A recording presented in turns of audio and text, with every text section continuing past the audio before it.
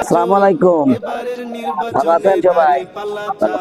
দাঁড়িপাল্লা মার্কা, সবাই দাঁড়িপাল্লা মার্কা ভোট চাই। ভালো আছে? তুমি ভালো আছো?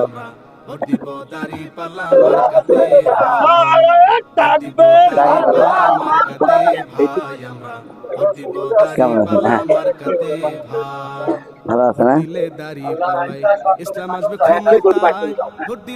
ভালো, সব ধরনের দেখা হয়েছে, এবার দাঁড়িপাল্লা মার্কা। কি কেমন আছেন আপনারা?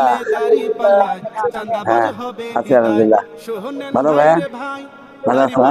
আচ্ছা, দাঁড়িপাল্লা মার্কায় সবার ভোট দিতে বলবো ভিতরে। হ্যাঁ, আলহামদুলিল্লাহ। আসসালামু আলাইকুম, ভালো আছো? আসসালামু আলাইকুম, ভালো আছো না? এই আলতাফ ভাই কই আসতেছি আমার না কোন পড়েন? ও আচ্ছা, সে বিলাল কই? প্রিয় দেশবাসী, আপনারা তো লক্ষ্য করে দেখেছেন যে কোটি কোটি টাকা নিয়ে মাঠে নামেছে। তাদের চিন্তা ভাবনা কোটি কোটি টাকা খরচ করে নির্বাচন করবে।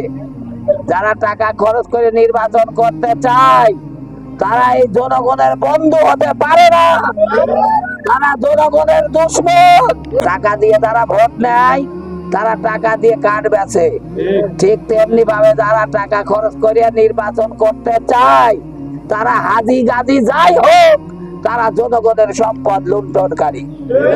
বাংলাদেশ জামাত ইসলামী এই বাংলাদেশ থেকে জনগণের সম্পদ লুণ্ঠন বন্ধ করতে চায়, জনগণের অধিকার জনগণের কাছে ফিরিয়ে দিতে চায়।